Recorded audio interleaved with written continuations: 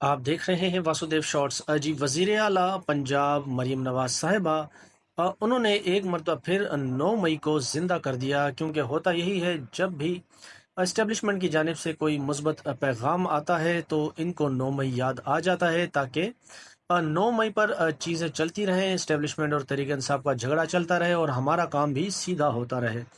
مریم نواز صاحبہ نے کہا کہ 9 مئی کو جو کچھ ہوا وہ بھارت 6 اور 7 مئی کو نہ کر سکا۔